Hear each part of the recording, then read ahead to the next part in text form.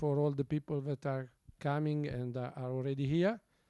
So I'm pleased to announce our Chancellor, the Professor Angelo Tagliabue, and we start this event of cooperation with the University of Alaska. So, Angelo, when you want, I think that you can start.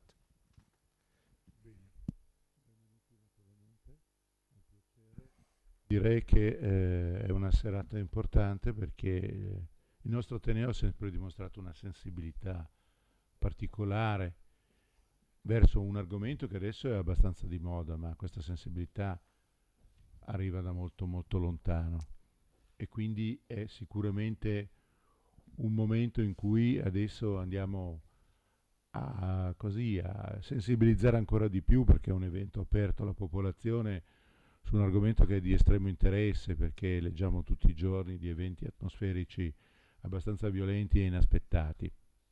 Avere una finestra così fortunata. Ah, scusa, sì. No, pensavo che era tutto in italiano, per quello che...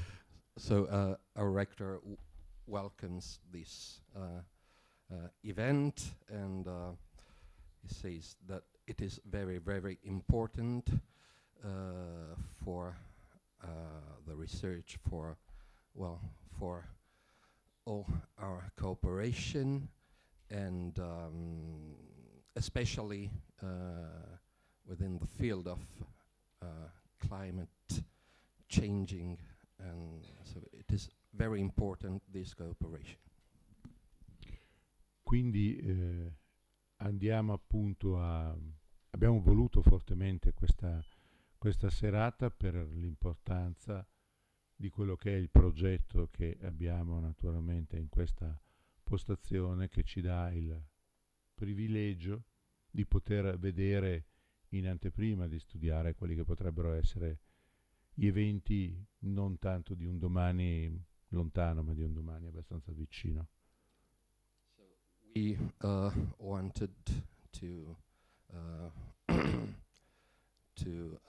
this event so strong because of the importance of what we are studying about the forecast of what climate will do in the future. Bene, adesso però non ci dilunghiamo oltre, non so chi prende la parola, il direttore, non so. So, thank you very much, grazie. Angelo, and I will give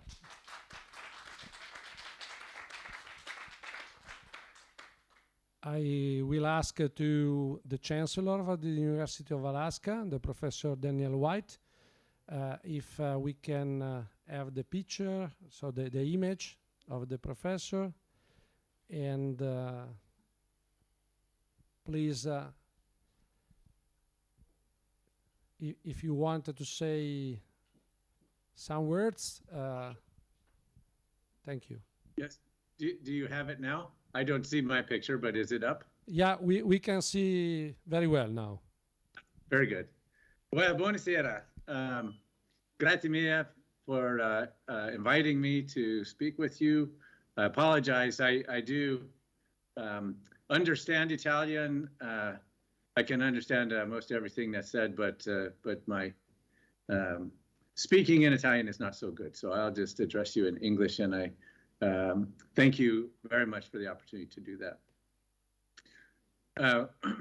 For several years I lived, or 2 years I lived in Lugano, actually Montagnola, just up the street from Lugano. So I'm familiar with your environment and the location of Insubria. Many times spent on the train back and forth from Lugano to Milano, one of my favorite cities in Europe. Also, just last year, spent a couple of weeks on Alta Via Uno. Very, very beautiful trip and a nice time. So thank you so much. Again, grazie mille for the opportunity to engage in one of our common interests, cold and changing climate. It's just now, of course, breaking dawn in Fairbanks.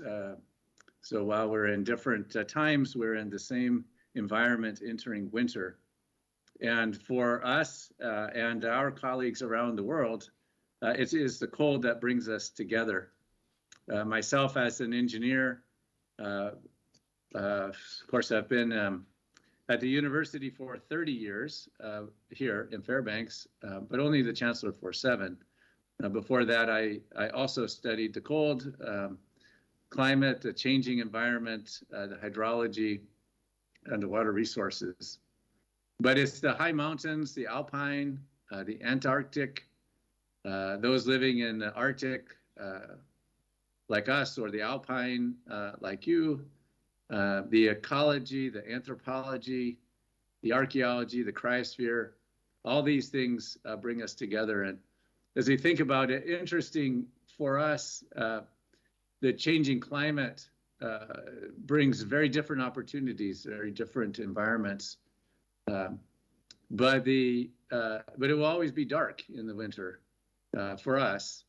And kind of understanding what a dark environment is like in a warmer environment is an interesting challenge. And of course, there were here millions of years ago dinosaurs in the warm environment that the Arctic was still dark, and the vegetation still didn't grow in the darkness. And so understanding kind of what that environment looks like, even if it's warmer, is an interesting challenge. And I think that the challenge for me personally of hydrology and how hydrology changes in the water resource for people will be very different. So having partnerships for us is very important.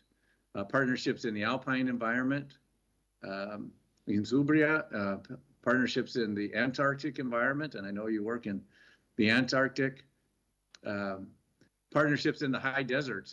We have very similar things in common with Inner Mongolia, Lanzhou in China, even the north coast of Hokkaido in Japan is an area of sea ice, and some of the similarities in the environments created by the sea ice, also another interesting opportunity for partnership. As a institute interested in the cryosphere, we have monitoring stations all over the world in the Alpine, and I was thinking about Insubria this morning and the Alps, the Dolomites, and the permafrost all over the world, even on Kilimanjaro in Africa. We have monitoring stations in Kilimanjaro because even there is permafrost and subject to very different hydrologic environments in the future. So I think we come together. We come together in the new MOU. It was very enjoyable to meet some of you last year here in Fairbanks, and I look forward to meeting with many more of you. I hope that you are able to come to Toolik, a special place for us here in Alaska, and also exchange of PhD students from University of Alaska Fairbanks to Insubria, has experienced the expertise that is growing and built there will benefit all of us. So I'm very grateful to each of you for your partnership. I thank you for the opportunity to speak to you today, this evening for you. I look forward to many years of collaboration. Again, thank you for allowing me to address you in English. Grazie mille and buonasera. Thank you.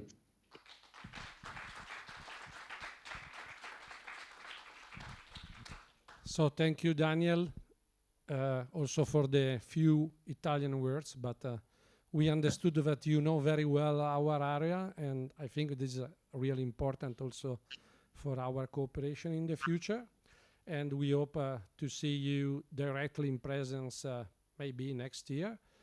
And okay, so we are really happy. And thank you for your presentation. So I wanted to go on calling our delegate for the international relationships, the Professor Giorgio Zamperetti. Buonasera. Come responsabile dell'internazionalizzazione di questo Ateneo mi associo alla gioia di questa bella giornata. Nel 2018 la Commissione Relazioni Internazionali aveva approvato un piano che sembrava visionario da un certo punto di vista, perché prevedeva, eravamo nel 2018, di realizzare un International Branch Campus. Era qualcosa che in quel momento, ma anche oggi, pochissime università hanno. Il Politecnico, l'Università di Bologna, Bocconi e Bicocca. Okay, good evening everybody. In my role of Vice Rector for Internationalization of the University of Insubria, I would like to express my gladness to join this event that is actually an important milestone for our university. Actually, in 2018, the International Relations Committee approved an internationalization plan that actually included a list of goals. Most of them have been achieved, and one of the most ambitious was to actually to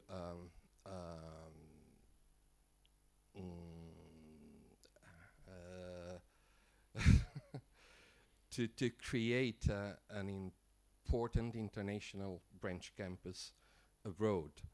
And this event is actually confirming that this visionary task has been quite achieved.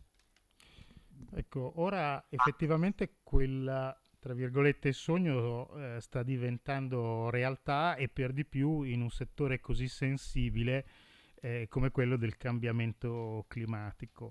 Ricordo che quando con il professor Guglielmin e la professoressa Cannone presentammo questo progetto, io non ero sicuro del successo dell'accoglimento da parte del Ministero, tanto appunto sembrava avveniristico per un'università giovane come la nostra. E poi ricordo le lunghe telefonate con le nostre rappresentanze diplomatiche, le lunghissime riunioni per cercare di definire tutti i dettagli per un'impresa che obiettivamente ci faceva uscire dalla nostra comfort zone. As said before, this is a dream that is becoming reality, and especially in a field such the climate change, which is fundamental and so important for the life in this troubled planet.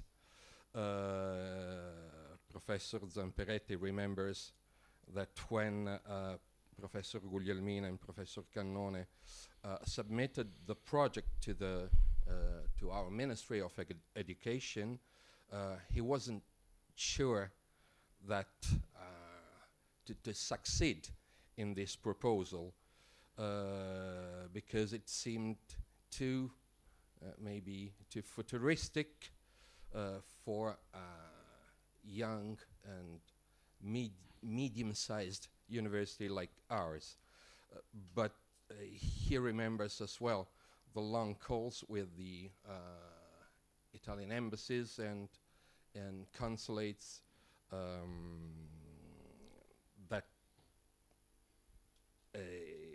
that are actually actors in this project, but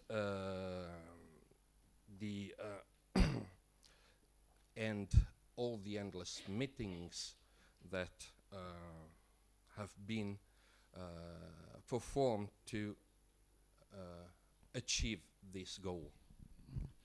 Ecco, naturalmente questo non è un punto di arrivo, ma è un punto di partenza, perché tante cose devono essere fatte. Soprattutto questo progetto deve essere reso sostenibile economicamente, perché diciamo il Ministero e la nostra governance hanno finanziato, ma sarà, diciamo, i risultati che otterremo in questo progetto che ci daranno le risposte su questo tema.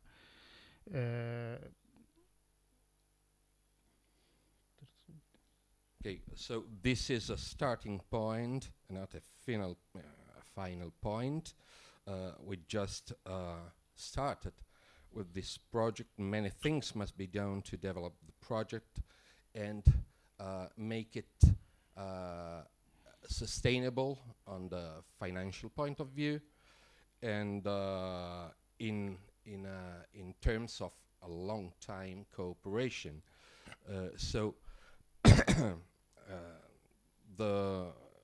it will be the results that we are able to achieve that will give us a real answer about what we are looking for.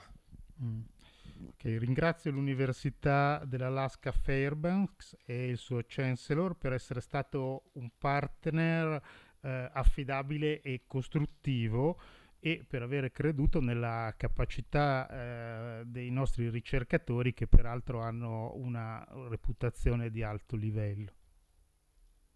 So Professor Zamperetti thanks the University of Alaska and its chancellor for being a reliable and constructive partner, and for believing in the abilities of our researchers, who also have an excellent reputation worldwide.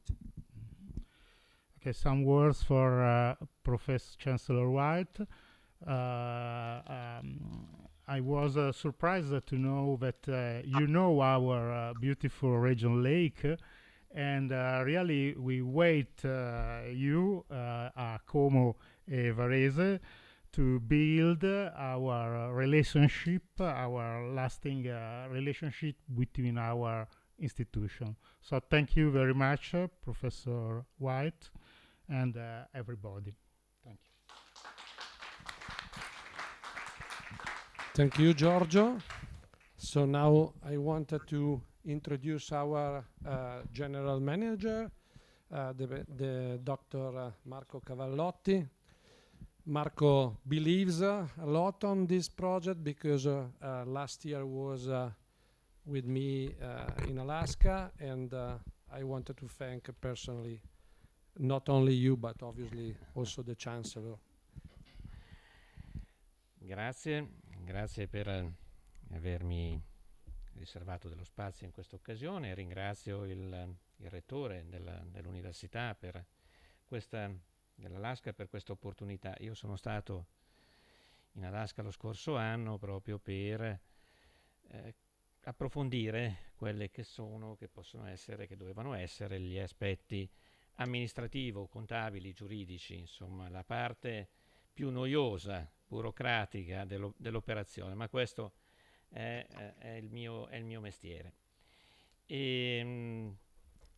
Okay, our General Director thanks the University of Alaska and his rector for cooperating with us, and he's very happy for this event. He says that he visited Alaska to make this cooperation real, of course on the administrative and financial aspects, and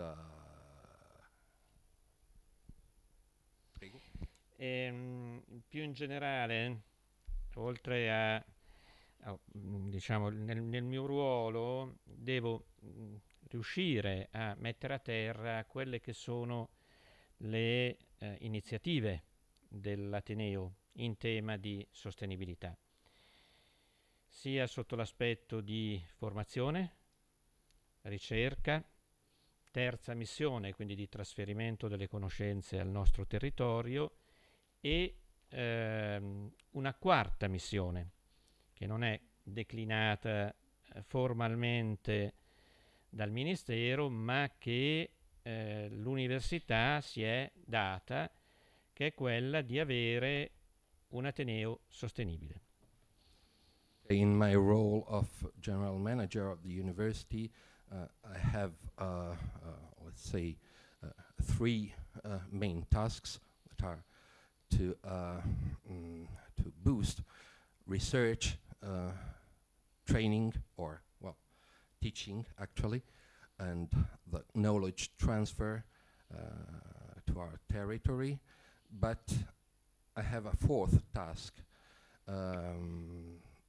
that actually is la quarta missione, okay?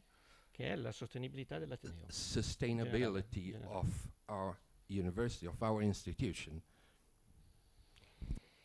Noi come Ateneo mettiamo la sostenibilità al primo posto e lo si vede a partire dalla nostra home page, dove si possono trovare tutte le iniziative che l'Ateneo mette in atto sui diversi aspetti della sostenibilità, su tutte quelle che sono le azioni che sono state programmate a livello mondiale per quanto riguarda la sostenibilità. So sustainability is something very important for our institution. As you can see from our homepage of the institutional website, where all the initiatives that we carry out in this to this goal are present.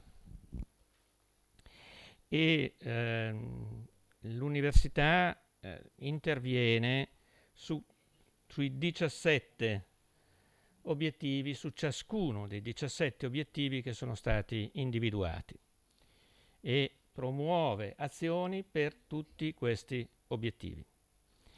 The university intervenes relating to all the 17 ESG goals, and we try to go on and to complain with and to complain with these goals. La nostra responsabilità è ancora più grande se consideriamo il territorio in cui siamo, e se ci basta vedere questa immagine per capire la posizione dell'Ateneo, che è al centro di quella grande macchia luminosa che identifica una zona densamente urbanizzata, densamente ricca di industrie, produttiva, e di conseguenza con i conseguenti problemi legati a una sostenibilità complessiva. Quindi l'Ateneo ha una grossa, e si sente questa grande responsabilità nell'affrontare questi problemi per contribuire a un futuro più sostenibile. So our institution has a great responsibility towards sustainability, because as you can see by this map, we are actually in the center of the most enlightened area of northern Italy. So this is a region where a great number of industries, companies, and anthropization is present. So this is why we have a great responsibility towards sustainability. Contiamo anche su questa collaborazione per individuare tutte quelle che possono essere le soluzioni possibili, affrontabili e sostenibili sotto tutti gli aspetti. Grazie. We strongly rely on this cooperation for all the solutions that could be found to deal with the climate changes and and let our region and our area more sustainable and more green. So thank you very much, Marco. Also because you introduced one of the more important aims of our university, so the sustainability. So now we change a bit the format of the presentation, because we started with the presentations, and I wanted to invite the Professor Syndonia Brett-Harte, that we can't see now. So Donie, if you wanted to start with your presentation, nice to see you. So Syndonia, the Professor Syndonia Brett-Harte is the responsible for the memorandum of understanding, the scientific responsible for the memorandum of understanding that we signed this year, and but she is also the responsible for the Toolik station. So with her presentation will give us the main elements about the Toolik stations, but also about one part of the memorandum of understanding that we signed this year. Please, Donie. Thank you, Mauro. Buonasera e grazie mille. And I'm afraid that's all the Italian that I know, so I apologize. I will have to speak in English. I wanted to talk a little bit about some opportunities for Italian students through the MOU. And UAF, University of Alaska, Fairbanks, offers many opportunities to learn about and work on boreal and Arctic ecosystems, permafrost, effects of climate change, as Chancellor White mentioned, the cryosphere, and how people can adapt to live in our changing climate. The University of Alaska Fairbanks offers both master's and PhD programs, and there are also many courses online by experts who are known the world over for their work on these things. And so one thing that is offered by the MOU is the possibility of exchange for Italian students to come and work in the labs of individual UAF faculty as part of getting their degree at Insubria. And also there's an opportunity for UAF students and postdocs to exchange to work at Insubria University. And so, for example, you could consider comparing the climate change effects on vegetation in the Alps and in the Arctic. And this is something that I've been talking about with Dr. Canone, and my recent PhD student has written a postdoc proposal to do that. And also, Mauro and Nicoletta talked with us about maybe setting up a dual master's program in the future, which is something that we are excited about. And because I'm in the Department of Biology and Wildlife, I wanted to give you just a little background on that department. We have 32 faculty who cover a wide variety of disciplines, not just ecology, but also in genetics, biomedical degrees, et cetera. And we offer online, in-person, and hybrid degree programs and classes. And so please check out our website if you're interested in learning more about the classes that we offer. And I don't have as much detailed information, but the UAF departments of chemistry and biochemistry, physics, geosciences, and atmospheric science all offer additional options for thinking about climate change and its effects. I wanted to mention a little bit about Toolik. So you see here, UAF is in Fairbanks, which is in the center of the state of Alaska. And up above the Brooks Range, in the northern foothills of the Brooks Range in the Arctic, is the Toolik Field Station, which is a leading year-round Arctic research observation and education facility whose vision is to provide insight to address local and global challenges in a rapidly changing Arctic. And our mission is that we promote greater understanding of the Arctic by safely, sustainably, and equitably fostering research and education in response to the needs of scientists and society. We are part of the EU-funded Interact program, which had put together this nice graph that shows in the environmental space, the two axes. On the bottom is mean annual precipitation, and on the side, the y-axis is mean annual temperature getting colder as you go north. And so you can see that Toolik is located in the zone of continuous permafrost in northern Alaska and has a tundra vegetation. Toolik itself was founded almost 50 years ago. We're coming up on our 50th anniversary celebration in 1975, when an intrepid band of scientists traveled south from Prudhoe Bay looking for a lake that was deep enough to have overwintering populations of fish. They had been working as part of the International Biological Program on the coast in the shallow ponds and permafrost there, and they were looking for something a bit different. Today, we have a large facility. We're actually the largest research station in the Arctic, with modern housing, modern laboratories, and just really everything to be a self-sustaining little village. And why do people work at Toolik Field Station? Well, it provides access to a wide variety of Arctic ecosystem types, the Brooks Range, the Northern Foothills, and the Arctic Coastal Plain. And because we're on a road, we're accessible and we're efficient. We have really good logistical and technical support, and we've been open year-round since 2006. People who are working at Toolik study a wide variety of systems of interest, including, of course, the ecology of the tundra and freshwater ecosystems, but also things like the Anaktuvik River fire, which started in 2007 and was an unusual event in tundra. Also thermal erosion, thermokarsts, and also totally different space physics. Folks are interested in the aurora and what happens to the winds in the upper atmosphere, how they're changing and how that affects space weather, which is very important to keep the satellites from colliding.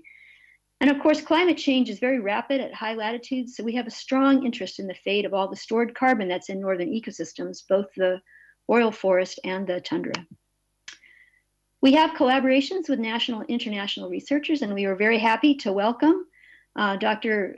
Guglielmin and Canone and their project from Insubria this year to work at Toolik for 2 years. We have a lot of long-term whole system ecosystem experiments and observations. And because of our just fortuitous location, we have a lot of ecological and environmental gradients that you can study while you're there. And so we're at the center of several big observing and research programs, including the Arctic Observing Network, the National Ecological Observatory Network, the LTER Network, and of course the Interact project. We offer quite a lot of science support if you are working at Toolik, and that includes our Spatial and Environmental Data Center. You're going to be hearing a bit later from our Environmental Data Center manager, Amanda, who will show you a video of Toolik. And that group does a lot of both abiotic and biotic monitoring and provides a lot of field assistance and remote access and provides common use equipment. That group also includes GIS and remote sensing, and so we can help you with site selection and permitting, with spatial data collection and analysis, including from UAVs or drones, and map production. And then we also offer assistance with maintenance and equipment fabrication, including creating sampling tools and providing support for autonomous power systems. And of course, we provide excellent food, transportation, and shipping to Alaska, to the Toolik Field Station. And here's just some examples of that field assistance that we offer, including setting up meteorological stations, downloading them and troubleshooting them.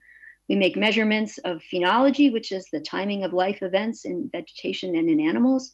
NDVI measurements, we do help with river discharge, soil sampling, thaw depth measurements, etc. And this graph just shows how the number of projects has increased over time. We support between 350 and 550 scientists and 70 to 100 projects every year. They come from across the US and internationally, and they've produced a lot of articles, many of which are in scientific and high impact journals, and we have a lot of outreach as well. And all of this, you can get more detail from our website. Another thing that's really important to us is that we're working to create a community of respect to ensure that the Toolik Field Station is diverse, equitable, and welcoming to all. We have a code of conduct and multiple reporting pathways to help us prevent and rapidly respond to misconduct. We've recently created a community gear closet to reduce barriers to access for people who've never been to the Arctic before. And we work really hard to use communication to build a sense of belonging and inclusion. We also offer, we prioritize safety with a holistic view of field safety. We make safety gear and training for all residents available, and we have mental health first aid training for our staff.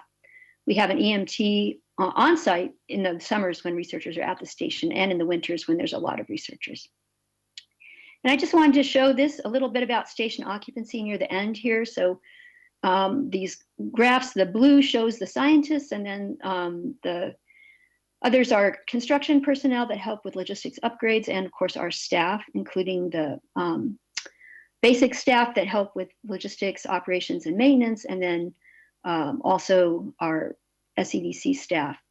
And at this point, we had a bit of a dip when COVID first happened and we had to close the station briefly. But now our station population has returned to pre-COVID numbers, and researchers are coming earlier and staying later in the shoulder seasons to address the critical gaps in our understanding of Arctic change, including the Insubria group, which is going to be there until November.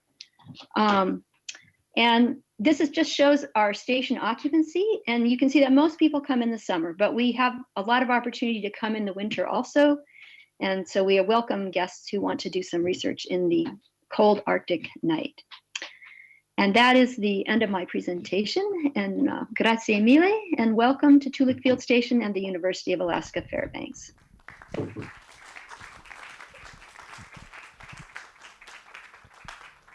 So thank you, Donnie.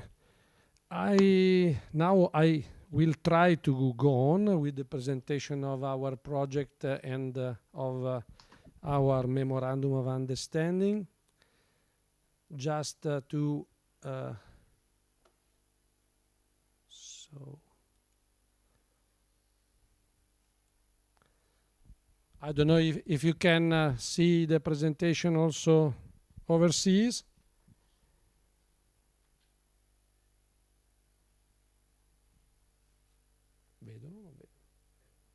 Yes, we can see it. Thank you. Okay, thank you.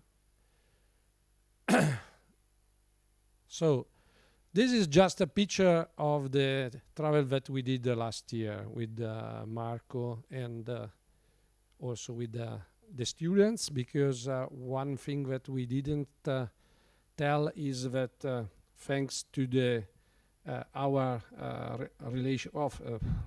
international relationship, we did also a travel with a selection of 10 students last year of all the different faculties that we have, and we visited the Alaska. Obviously, the trees had different colors of what we saw this year. So one of the reasons because we started and we decided that Alaska was one of the best places in the world to do this project is because the climate change is changing not only the climate but also the landscape. And in particular because in areas like Alaska or the polar areas, permafrost, so the perennially frozen ground, is now thawing. And this permafrost thawing induces different effects on the landscape, like the formation of landslides in our Alps, or thermokarst or coastal erosion in Alaska, for example, and also very important effects on the hydrological changes, more lakes, for example, in Alaska, but even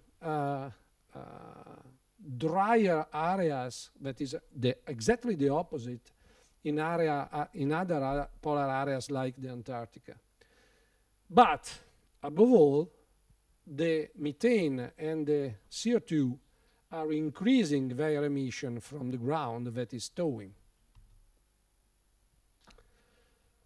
What our university is doing since more than 20 years ago, in reality, in all the blue dots that you can see in these two maps, one on the boreal hemisphere and one in the southern hemisphere, are the places in which our university have some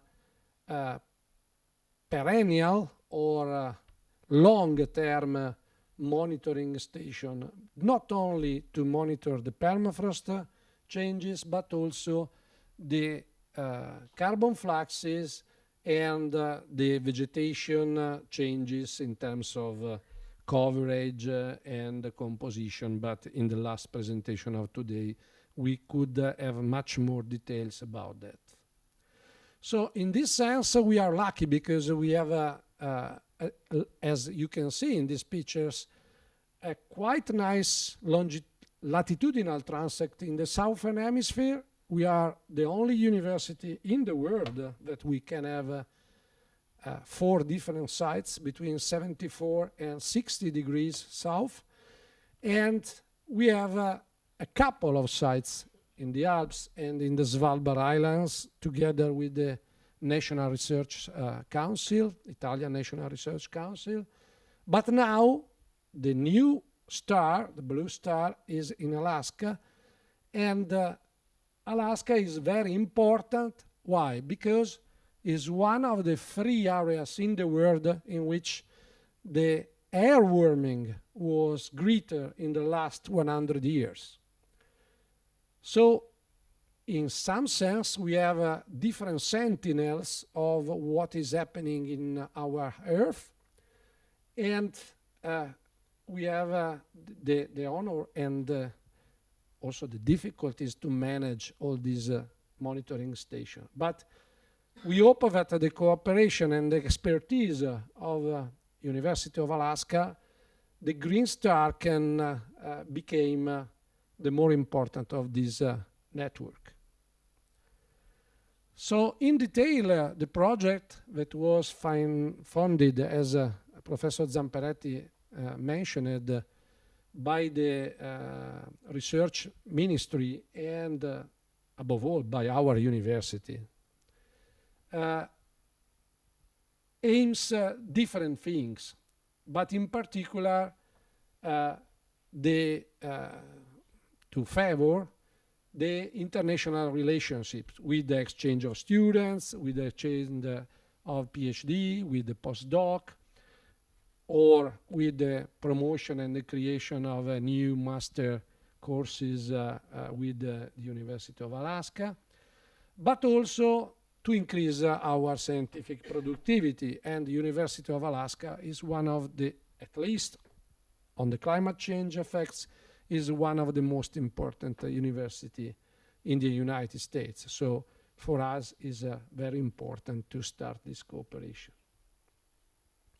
The Memorandum of Understanding was signed in 1st of May of this year and is valid for the next 5 years.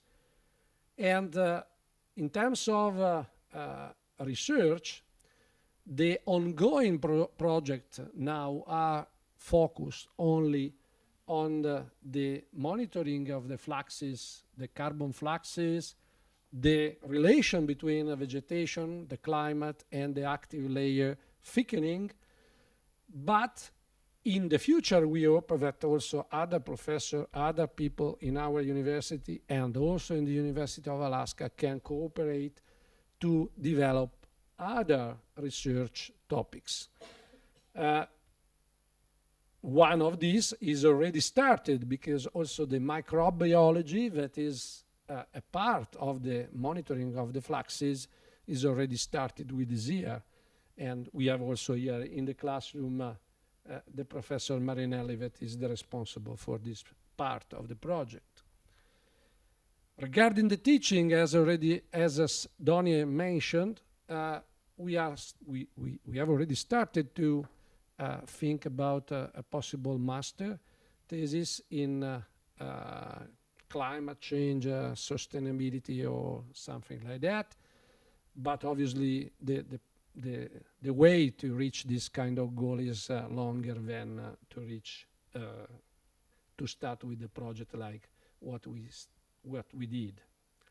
So what we have already done, we establish a place in the Toolik, in the station of the University of Alaska in Toolik, and since the 25th of April, a couple of our PhD students and students started, but then during the period you can read by yourself. We have several people, a total of 9 people from among the researcher, the PhD, the master students, and professors.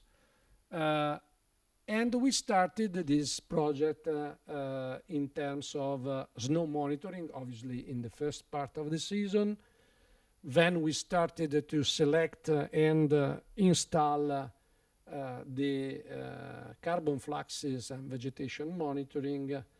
And together, and thanks the logistical support of the GIS unit of the Toolik station, we did also the flights with the drone with different cameras in order to map not only the vegetation but also the permafrost towing.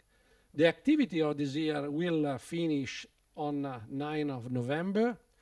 Now we have 4 people that in a few minutes we could see. We could have a direct connection with them.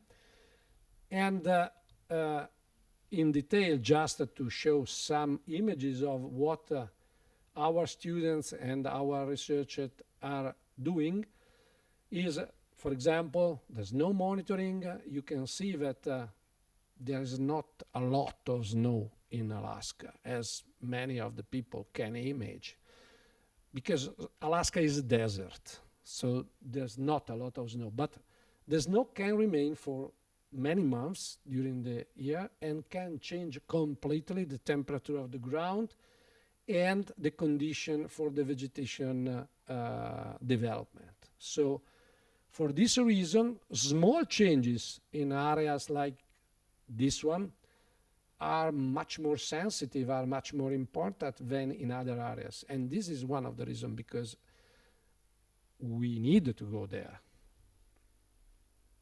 Regarding the permafrost monitoring, we did some boreals, 8 boreals. You can see that are very shallow boreals, less than 1 meter, because here the frost table, so the ice in the ground, you can't see.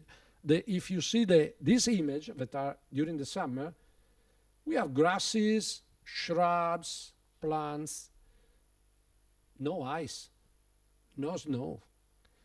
But if you drill at 20 centimeters, you have ice. And this is one of the reasons, because you can see the grasses in a desert, because there is ice that is impermeable and all the water can remain in this very short part of the ground. 8 boreals are enough to understand the active layer thickening during the year, monitoring the temperature and the moisture. But to have more reliable areas, thanks to the drone image that our American colleagues did for us, our students made on the dots that you can see with the different colors, they use a very simple method to understand at what depth you can find the ice. And with this frost probe, it is a kind of steel nail that you have to press down on the ground. But we started also, probably the more important part of the project, that is the carbon fluxes. You can see the chambers and the instrumentation that we bought thanks to this project. And this kind of chambers, in the chambers, we are monitoring all the parameters, so the solar radiation, the soil moisture, the air temperature, the ground temperature, and also the methane, the CO2, and also the water fluxes, because it's really important to remember that water is another greenhouse gases that the people doesn't think that there is also the water. But the vapor water is another greenhouse gases. Obviously, because there are several changes and also fast changes in the vegetation, as also Donny mentioned, and after in the last presentation we see there is also vegetation phenology, measurements and mapping. but also in when we did the Boreals, we take out the course, and on the course, one of our PhD is doing biological analysis to understand which is the microbiota that produce the carbon fluxes, or and the variation of this microbiota, because the sampling was done 2 times during the year. So this is a very short image of what we have in mind to do in the next year. That is the same activities in a little shorter period, because we saw that now all the instrumentation are already installed there, so we don't need a period to understand the instrumentation and to install the instrumentation. And so we shorten a bit the period during the snow coverage. And we have also the idea to understand better the feasibility of other activity around Fairbanks that this summer we visited together with other professors of University of Alaska, and also at Barrow, where originally we thought to do our branch. So as Donnie mentioned, the first step of cooperation was the Marie Curie proposal, the postdoc Marie Curie proposal of the Dr. Jackson Drew, with the supervisor, the Professor Cannone. And as Professor Biasini knows, also we did a participation, not in presence, but a participation to an initiative that the Swiss embassy joined with the Italian embassy and the other Alpine countries' embassies in the United States, in Washington, we did just last week. And thank you for your attention.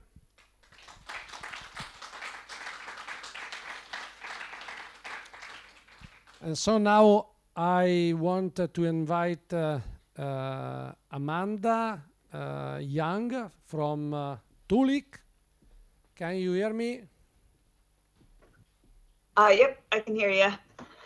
Okay. Thank you for nice to see you again. Thank you for having me do a little presentation on a video. It's going to be a bit of a life at Toolik, which I can see there in the crowd, Laria, Francesco, and Sylvia, so they'll have experienced much of this. And I will share my screen and hopefully it will work.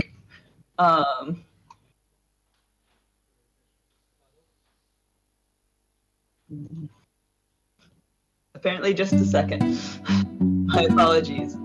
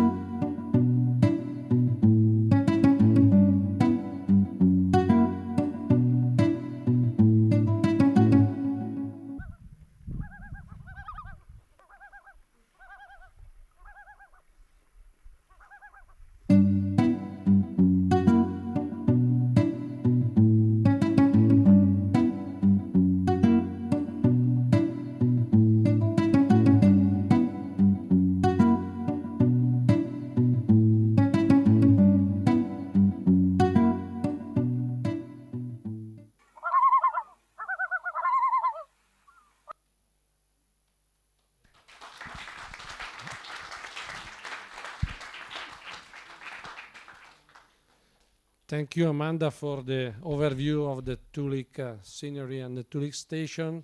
Do you want to add some more? No, Toolik's a great place, and that was just a taste of it. So there's so many more things and animals to see at the field station. So come on up, and we'll show you all the sites. Okay, in just case, we can go directly in the field with our students. So I wanted to... Possiamo shiftare sull'italiano, eccoli lì. Io li accoglierei con un applauso già adesso perché... No, ragazzi, aspetta. Buongiorno. Buongiorno. Ciao a tutti. Buonasera. Sì, per noi buonasera, sì, lo so che per voi è mattina. Allora, cosa ci raccontate di bello? So, what do you want to explain of our activities? Because maybe the people don't know that our team is an international team, also the team, because we have also an Indian PhD, that is Dr. Vasudha Chaturvedi. And unfortunately, she doesn't speak Italian until now, so maybe we have to shift again in English. Okay? So, what do you want to start? So, what you can show us? Okay. Today, me and my colleagues will be showing you what we do on the field on everyday basis. So, me, I'm a PhD student in my second year with University of Insubria, working under Professor Mauro Guglielmin. Okay, so my work, what I'm doing over here is measuring methane, carbon dioxide, and H2O fluxes, because as we all know that Arctic is changing, and what we are trying to do with this project is trying to analyze and understand over the course of time, how are these fluxes changing? What we are also considering is variables that are affecting these fluxes, like vegetation, soil moisture, soil temperature, and active layer thickness. So I'll just give you a peek look on what we are doing with the instruments.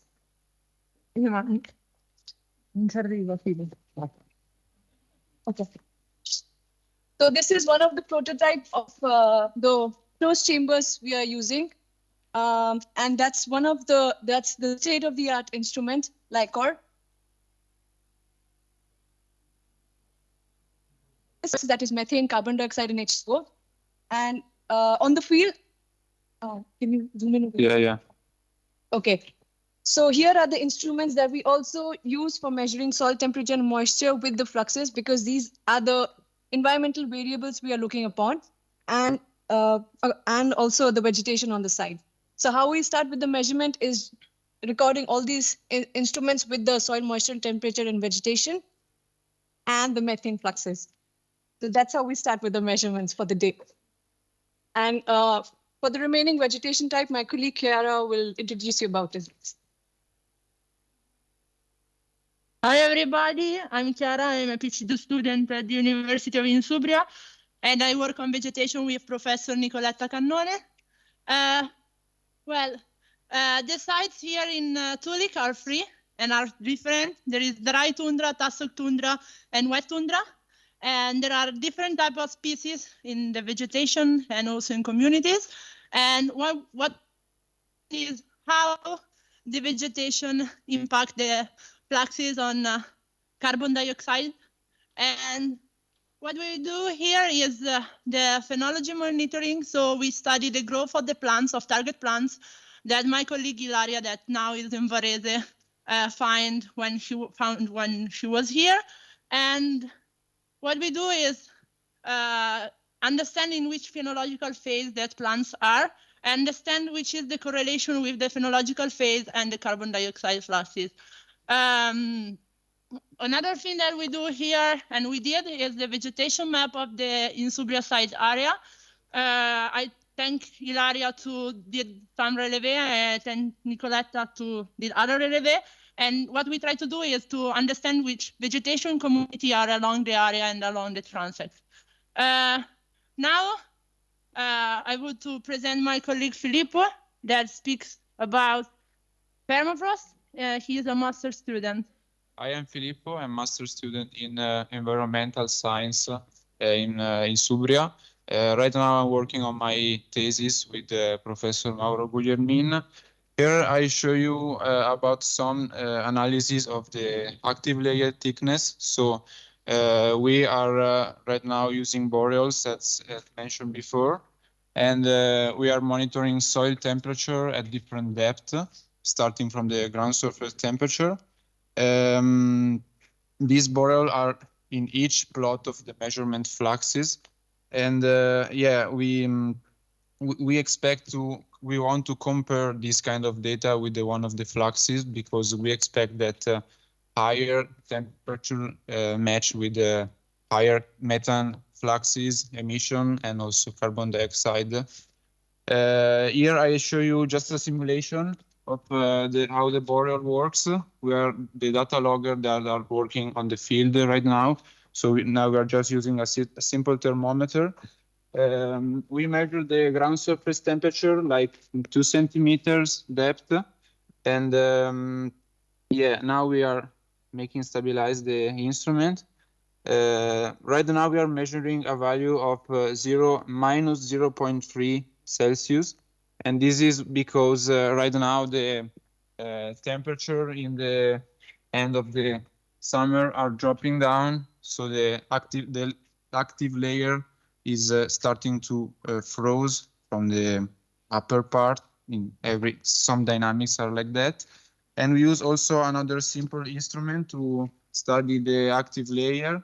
This is for outside the boreal, so we use the frost probe. This is it has sign every centimeters, so we use it to reach the top of the ice part. Right now I can't show you here because this is dry heat tundra. It doesn't work pretty well, but in the Tastock side and the wet side, it's kind of really good instrument. So now I shift to Lorenzo for the other data. Hello, I'm Lorenzo. I'm first year PhD student in life science and biotechnology in the laboratory of microbial biotechnology of Professor Flavia Marinelli. And here I'm conducting some metagenomic analysis on the active layer and permafrost microbiota. So to do this, we perform some boreal to obtain some core and have the material to where perform this type of analysis. To perform the cores, we use this 1 meter long Auger soil collar, and from this we obtain the core itself, and I can show you here. Basically, what we're going to do on this core is define the different horizon that we can see. For example, here more or less we are 3 horizon. The first part with litter and vegetation, the second part with clay, and the second part with mostly organic matter and sand. So to understand the role of the microbiota, is very important to understand also the greenhouse gases fluxes that are released from the permafrost flowing, and because the actual production of methane are key. That is a particular type of class of microorganisms that are involved in this biological process. So we are monitoring the microbiota in different type of tundra, as described before, in Tastock tundra, wet tundra, and tight tundra, and also in different periods. So we performed the first coring period in between June and July, where it was supposed that the active layer thickness was the minimum, and the second coring period was performed a couple of weeks ago in September, where the active layer thickness is supposed was the maximum. So then we're going to try to understand how the microbiota change and who has the most important role in greenhouse gases emission. So now we can continue showing you the our measurement on greenhouse gases fluxes. So after a couple of minutes of measurement with the sheet and with the application that is provided by the state-of-the-art LICOR, we make measurements of CH4, CO2, and H2O every 15 minutes. That's how we're trying to estimate how all the variables that my colleagues talked about, how they are contributing to all these fluxes over the period of seasons. So starting from April, May, when Sylvia and Francesco were here, till the time, till November, so when all of us are here. And I think that's all. Okay. Yeah, this is the view of how the fluxes look like. Can you see? That's oh. Okay. Just this is for the dry heat. No! Okay. It doesn't work. So no, we saw that you have 2,000 parts per billion of methane. But I'm not an expert, but it seems quite a lot. So yeah. Okay. You're here. We are right now on the dry side of the vegetation. For the time being, the environmental reference and the methane fluxes are high as compared to the summer period. And we are expecting that why has it happened? Because right now the active layer is at its maximum thickness. But vegetation is in senescence period. So I think that's what is causing freezing of the ground is causing methane values to be high right now as compared to previous period of the summers, which was actually around 1900 parts per billion. Okay, thank you, Vaso. But just to know, which is the air temperature now? Minus 5. Ah, so it's quite hot. Yeah. In compared to yesterday, yeah. Okay. So I think that I wanted to ask to stay connected, but now we have the last scientific presentation, not the last for this evening, because the closing presentation will be done by Professor Biasini. So I will ask after these two next presentation to the people that are here if there are any questions for you. So remain connected. Okay, so and see you in 20 minutes, 30 minutes. Okay, so I wanted to. Okay. Bye. Bye. So the last scientific the only presentation, scientific presentation, just to give also a scientific sense to the event, will be given by the Professor Canone.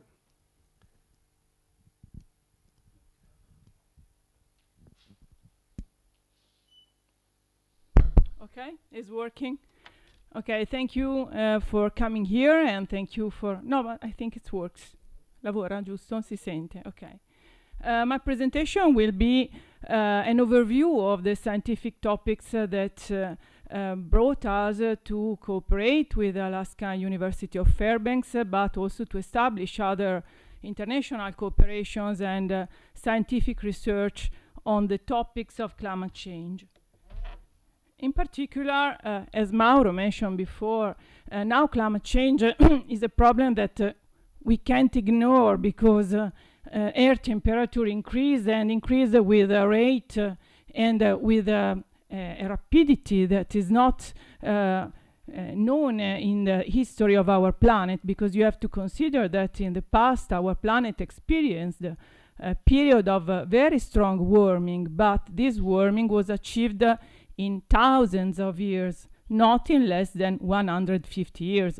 So the rate of change is very, very strong, is without any previous event of this magnitude in the planet. And this means also that the abiotic and the biotic systems, the species, the living organisms are not adapted to this kind of change. This means that First of all, we have an impact on the abiotic part of the ecosystems, and in particular on the cryosphere. And then, as Mauro told, these impacts affect permafrost, its distribution, its temperature, the active layer thickness, so the thickness of the upper part of permafrost that melts during the growing season, during the summer.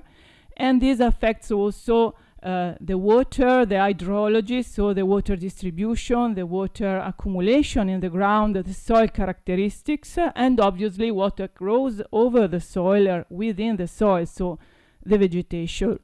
And the permafrost changes and the vegetation changes create also consequences on the functioning of the ecosystems, in particular on the degradation of the dead organic matter that is accumulated in the ground year by year, and in this case, like in Toolik areas, since thousands of years, because this area has been deglaciated since thousands of years. So we have thousands of years of accumulation of organic matter, and we have a particular kind of sediments that are called yedoma that include a very large amount of organic matter, which could release huge amounts of greenhouse gases during their degradation.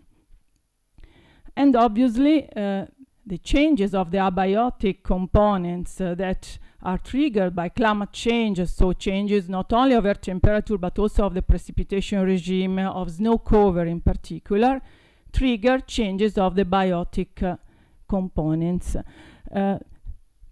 Obviously, there are areas in which these processes are more evident. Which are these areas? Are the areas characterized by cold climates, so high latitude, so polar areas, Arctic, Antarctica, but also high elevation areas, so mountains, like our mountains. In particular, Alaska, the European Alps, and the Antarctic Peninsula are the three areas of the world that experience the strongest warming since 1950. So we are in the core of the problem. Concerning the biotic components, which are the main problems or the main effects that we can expect from climate change impacts? The responses could be different because we could have changes of the physiology. Obviously, if we are exposed to an uncomfortable condition, to high temperatures, what firstly happens is that we can't feel fit. So changes in the physiology, and then changes in the phenology, so in the seasonal cycles, in the seasonal responses of the species. Then changes of the distribution, of the spatial distribution of the species. Species tend to migrate. Who is able to migrate comes in other areas trying to find conditions that are suitable for life. If you can't migrate, you could die, or you could migrate through your seeds, like do plants, because plants having the roots can't move, can't migrate like animals, and plants in this case are the best bioindicators of climate change, because if they are able to survive in site where they are growing, this means that climate change is not so strong. But if they start to change their distribution through their seeds, so their descendants, this means that the impacts of climate change are very strong, and they can't survive where they usually grown since probably thousands of years, like in Toolik. And then you can have changes of composition of the communities, structure, but also changes not only at the level of the single species, but of the landscape. So changes that go over the ecological hierarchical level of species that include all the ecosystems and above all their functioning. We saw these changes, not only our university, our research groups, but globally. These changes affect three main areas in the world, so the polar areas, the Arctic and Antarctica, but also the alpine areas. Here I will speak about what is going on in the Arctic and in Antarctica, especially in Antarctica, because we started to work in Antarctica more than 20 years ago, so we have a long-term experience. And we are trying to create a research network across the most sensitive areas affected by climate change. In the Arctic, you can see this is a picture from Ny-Ålesund, the Svalbard Islands. Obviously, Arctic and mountain areas can show a biotic response of climate change. This is a change of vegetation composition because we have species migration. In particular, there are two kinds of main responses. One in what we call the cold tundra, so those located at the highest elevation or highest latitude, we have an increase of gramineal plants. But in the warm tundra, so in not so high elevation or latitude, we have a global trend that is shrub and tree encroachment. Shrub and tree encroachment is affecting large part of the northern hemisphere. It is very rare in the southern hemisphere, but it is due to the distribution of the land masses and respect to the oceans. And you can see here an example of the dots where you can have an increase in recruitment, so in the growth and survival of shrubs, and the advance of the shrub line, so in the areas in which shrubs occur. And this is another example that has been taken from Alaska, but we have examples in all the Arctic and subarctic areas of the northern hemisphere in particular of shrub encroachment. And this changes not only the structure of the ecosystems, because we shift from herbaceous ecosystems to shrubby or forest ecosystem, and this affects also obviously all the landscape, because we have a big change at the landscape scale, but also the species, and in particular the food web, the processes of organic matter accumulation in the ground, and obviously of the degradation of the organic matter, and so the release of the greenhouse gases. These processes that, as I told you before, affect first of all the abiotic components of ecosystems have a domino impact, a domino effect of feedbacks that are in most cases positive feedbacks, so are consequences that increase the drivers and the triggering factors of climate change, so go to amplificate, to increase climate change itself. And there is a very clear relation between what grows above ground, so vegetation through the net primary productivity, the soil conditions, and the output in terms of release of carbon dioxide and methane. Obviously, permafrost is a very critical issue, because where we have frozen ground, so permafrost, the dead organic matter that is accumulated within the ground remains frozen. This means that the microbial components that occur in the ground are not able to degrade this organic matter. And so we don't have any release or further release of greenhouse gases. When permafrost starts to melt or permafrost temperature increases, this means that the organic matter that is stored in the ground starts to get unfrozen. So the microbial part, the microbial biota that is in the soil is able to degrade it. If the degradation occurs in a dry environment, we have oxygen, and so we have the release of carbon dioxide. If we have water that remains in the ground, we have anoxic conditions, and so the release of methane. For this reason, we are measuring both carbon fluxes, so the fluxes associated to carbon dioxide and those associated to methane, because these are two very important components of the greenhouse gases. And you have to consider that the greenhouse power of methane is 25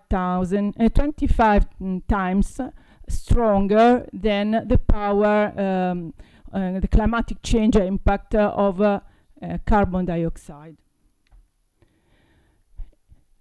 But this process is not so clear, is not so linear, is not so simple. Why? Because we have a lot of different factors that interact. So We don't have simply the vegetation, the duration of the growing season, the snow cover, the amount and type of organic matter, because also the dead organic matter that is in the ground is not the same everywhere.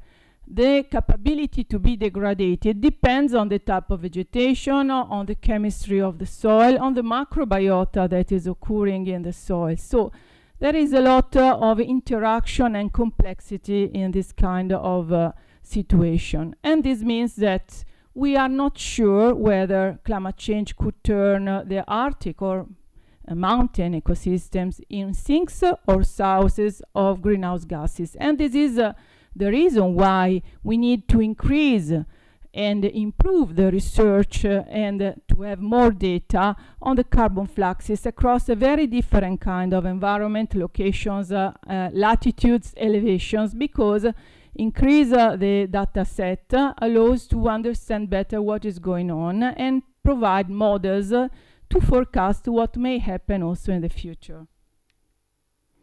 Oh, sorry. Here we have an example of the work that we have already done in the Svalbard Islands, and we are still doing also in the Svalbard Islands, using both plot scale measurements of CO2 fluxes as well landscape scale measurements with the eddy covariance that you can see here. Okay. And now we tried to started with a cooperation with the University of Alaska Fairbanks. We started to do this also in the Arctic in Toolik. As I told you before, our research activities on climate change started more or less almost 25 years ago in Antarctica. And you would say, Antarctica is the icy continent. Why are you studying climate change there? And what can a botanist do in Antarctica? We can do a lot of things, because as you can see in this work on the bryophytes, so mosses that are one of the type of plants that occur in Antarctica, we show that Antarctica is rich of biota, of mosses, of lichens, and the Antarctic biota is a very peculiar biota because it has been selected by a long-term evolution, 25 millions to 30 millions of years of evolution, because the isolation of the Antarctic continent is so long. And you can see that in Antarctica there are some patterns of distribution of these mosses that are in particular in some parts of Antarctica, while other parts of Antarctica are very poor of biota. This fact was very strange for us because you could see the icy continent, it seems the same everywhere, but with our colleague Serena Zaccara, in the frame of an international collaboration with the British Antarctic Survey and the University of Canarian, we demonstrated that using molecular tools to analyze these Antarctic mosses, that in reality Antarctica was connected with the other parts of the world, and that during past climatic changes, in particular 3 million of years ago and 1.5 million of years ago, we had massive invasion of Antarctica of these mosses coming from South America, but the ancestors of these mosses came from Europe. So a long, long travel that these mosses made to Antarctica.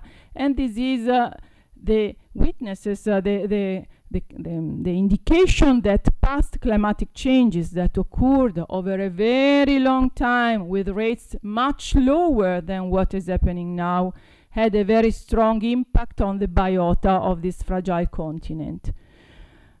But if we go to what is happening now, is Antarctica a site where we can see what is going on, if there are impacts of climate change, if climate change is occurring there? Yes, in Antarctica climate change is occurring, and in particular in the Antarctic Peninsula, but now also in the continental Antarctica, that all scientists until 10 years ago said that was totally divided by climate change and that there was impossible to detect climate change in Antarctica.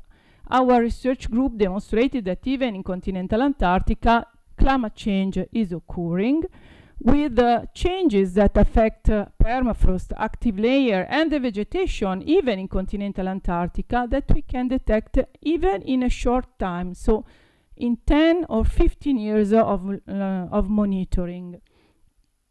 But we also demonstrated that these changes that are occurring and are related only to the impact of climate change, because in Antarctica we don't have any other driver. We don't have land use change or pollution, luckily, or other drivers. Even the soil conditions are changing with a striking alkalinization of the soils that we detected in the last 10 years due to permafrost degradation, to the active layer thickening, and to the hydrological changes, even in this remote continent that is a polar desert. Even here, you can detect very important impacts. And for this reason, we also started to simulate the potential impacts of the future climate change by manipulation experiments that are inserted in the frame of the International Tundra Experiment. So these are 5 of the sites located along this latitudinal transect from 77 to 73 degrees south, and it is a unique transect that only Insubria University has. So only the American and the Italians can show such kind of monitoring network in Antarctica. I'm very proud about that. And we also work, obviously, with other colleagues, with our colleagues of the British Antarctic Survey, where we started in 2001 this long-time collaboration that is still ongoing. And we had a very important research site at Cygney Island, because the colleagues of the British Antarctic Survey started to study this part of Antarctica that is in the Antarctic Peninsula, close to the Antarctic Peninsula, so close to the South America, since the 60s. So they have 60 years of monitoring, more than 60 years. We started to see that something was changing in this part of the world, and indeed the Antarctic Peninsula is one of the 3 areas experiencing the strongest warming. And now we had a very big occasion and chance, and we are very proud because we succeeded in publishing this paper that stated that the acceleration of climate change is now detectable also in Antarctica. The acceleration of climate change has been detected and demonstrated in the Northern Hemisphere, in particular in Europe, but before this paper, nobody could demonstrate that climate change is accelerating its impacts also in Antarctica, where you can see a very strong warming, the orange dots, in the last 10 years, that correspond to a spread of these 2 native species of vascular plants that are the only 2 vascular plants native in Antarctica. All the other plants are mosses and lichens. But obviously, the warming of climate creates also the opportunity for plants coming from other latitudes and other geographical regions to invade Antarctica. Antarctica is very fragile, and you can see the example of this Poa annua. Poa annua is the grass that you can find in the golf field, and this Poa arrived at Cygney Island, and it was far more than 2,000 kilometers from any other site when this plant is known to occur. And with the molecular analysis, we demonstrated that the haplotypes, so the molecular characteristics of this plant, are unique, and we don't know from where this arrived. It arrived spontaneously, probably brought by penguins, we don't know, but it succeeded to arrive by itself and invade. We eradicated it because Francesco Malfasi had the chance to find it in the field, recognized it. But this means that the threat for Antarctic biodiversity is very, very important. And obviously, this means also that Antarctica needs to develop protection, so protected areas, protection by the environmental impact of humans, because we are one of the most important threats for Antarctica, and climate change, obviously. But I am among the scientists thinking that recent climate change is due to the human impact, so we are the core of the problem. Obviously in Toolik Lake, so you can have a better idea of why we selected this site that is so significant in the global frame of the research on climate change and the activities that we are carrying out. So there's no cover monitoring because this changes soil temperature, the conditions, and so on. And all the activities that you have seen and that Mauro and the students that I thank for their nice presentation shown you during the previous speeches. And I would like to underline also the link between Alaska, Antarctica, and the Alps, because even here in the Alps, the problem of climate change is very, very important. And it is changing our landscape, our territory. But as you know, plants don't speak, don't run, don't fight. So it's a silent revolution. But when you become aware of this revolution, it's too late. So indeed, some of the papers that are showing that this revolution is already occurring due to climate change are of our research group among the others. And so this is the network that we are trying to establish thanks to our university and the cooperations that have been made during these more than 20 years of activities. And thank you for your attention.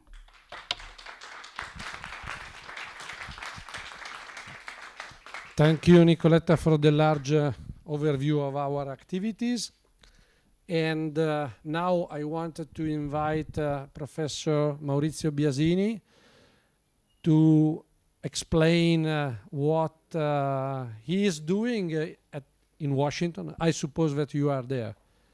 Yes. Okay. So good evening, everybody. Thank you, Professor Guglielmin. Thank you for inviting me at this very interesting and important event.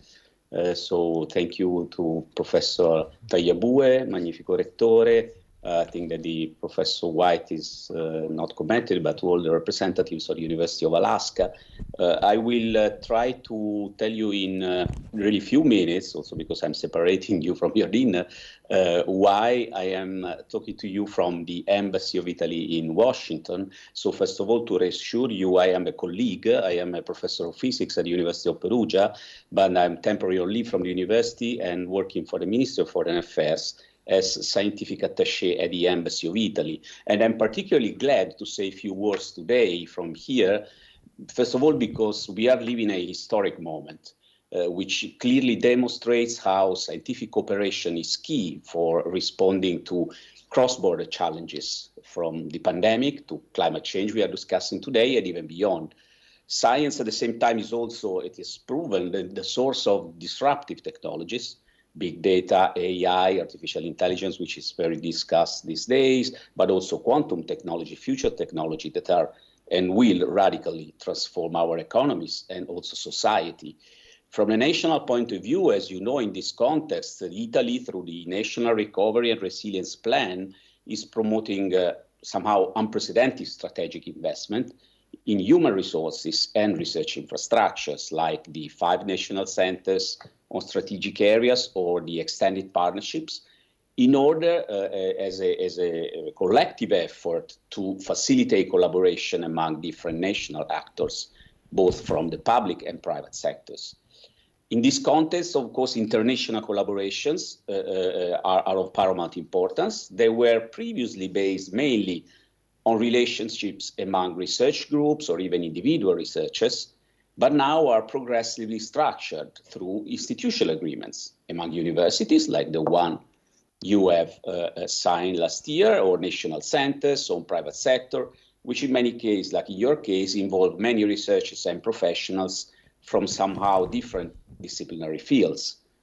And from the point of view of cooperation between Italy and the United States in science and technology, this is really very solid. To give you a sense of this, there are over 1,000 bilateral agreements as of today signed between our academic and research institutions on a broad range of topics. And there is an estimate of about 14,000 Italian scientists and visiting professors who are working in the United States. And so our two countries, as trusted partners sharing the same values and visions for our future, Italy and US are working to strengthen this collaboration even further, and also in the most cutting-edge fields of science and technology.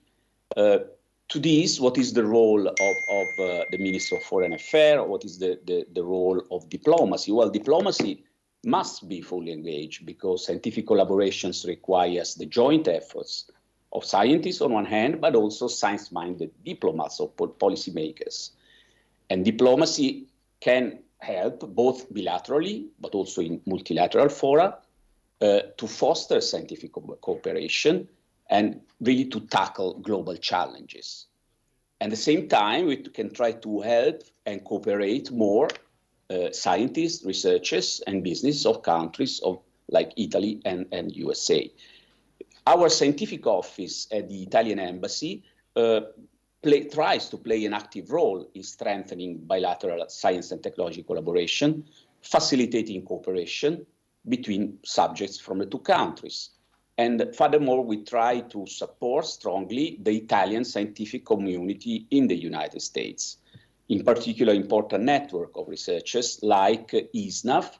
I want to give you this example, which is the Italian Scientists and Scholars in North America Foundation, which was established back in 2007, and today brings together more than 3,000 scholars, researchers, technologists from Italy, Italian who are working in the United States.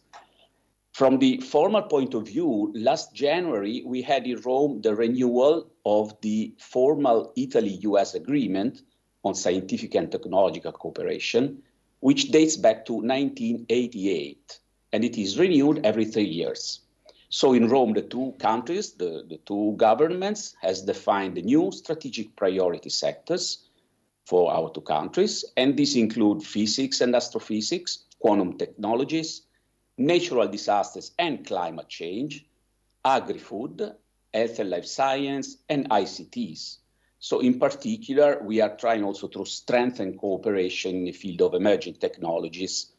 And within the framework of this joint declaration, the Minister of Foreign Affairs has co-funded 18 projects for the coming 4 years in these priority areas, and for a total investment of about 1.5 million euros.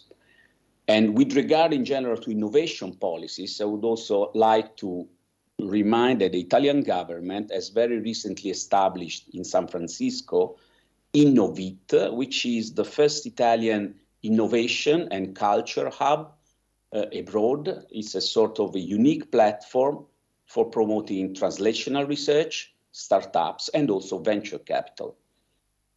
In addition, and we come now to the role of science attaché, given the growing importance of science diplomacy, the Ministry of Foreign Affairs and International Cooperation, in accordance with the Ministry of University and Research, has recently decided to expand the network of scientific attaché, particularly in the United States.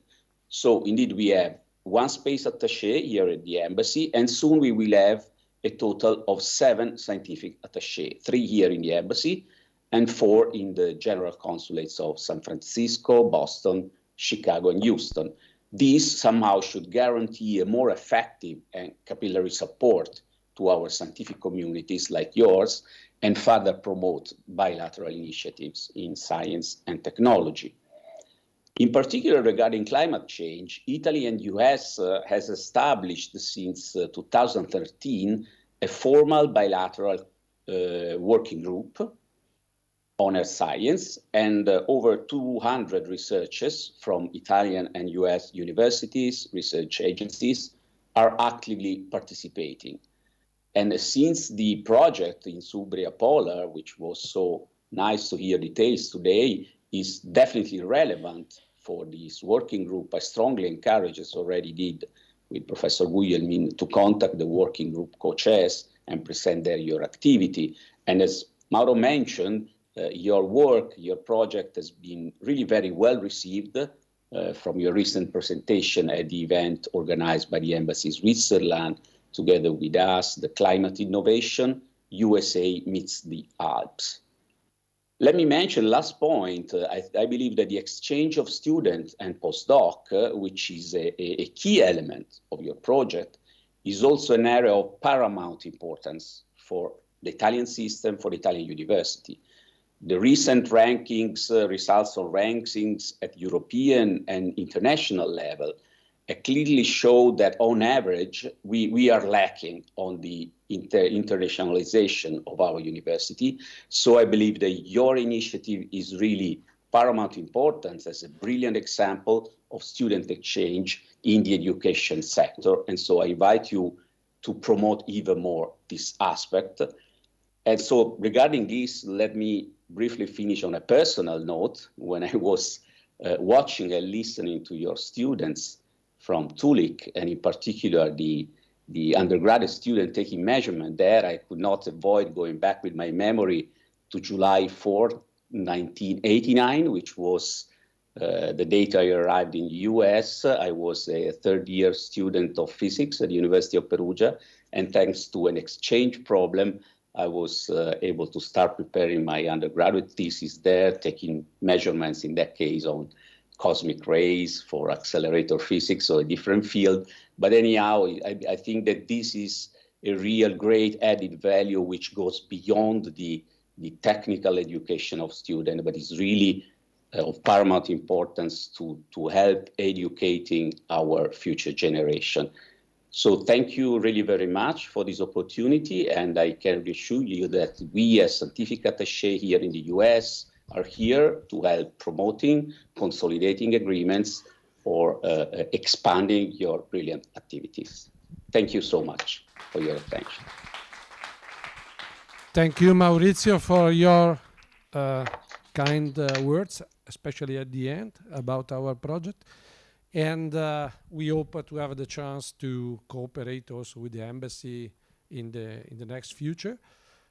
So I think that we can finish the event with some questions, if there are in Alaska or here for our students, so or for all the relators.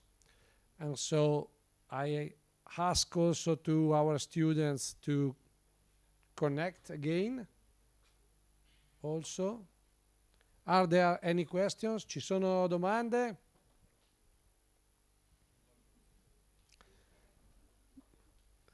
Posso dire in italiano che siccome fa freddo, no, c'è sempre il gelo e quindi le persone non amano molto le domande.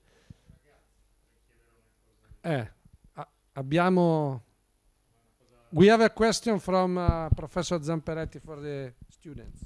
I have a silly question. Have you seen any bear in that place? Yesterday. 3 bear. Really? Yeah. Be careful. Okay, thank you very much for your presentation. You're welcome. Thank you for the opportunity. So, I think that we can finish here, and mi raccomando, continuate a lavorare adesso al posto che... Ma lavoriamo sempre. Sarà fatto. Sì. Nella sauna magari. Ciao. No. È chiusa. So I want to thank you, Donie, that I see also still on the screen, and Amanda. And I hope to see you again quite soon, maybe in Varese or in Como, or next year in Fairbanks. Okay, so thank you very much. Thank you very much, Professor Biasini. Thank you for your support to our project. Thank you. Thank you. Thank you very much for inviting me, and enjoy your evening. Thank you so much. Bye. Bye. Ciao. Bye. Ciao Mauro. Bye. Bye. Ah, è andata bene, l'abbiamo sfangata. L'abbiamo sfangata, dici? Va bene. Che bravo. Ah, ma è cresciuto il pubblico. Io ero rimasto che eravamo in 3 e poi è andato via, sono arrivati.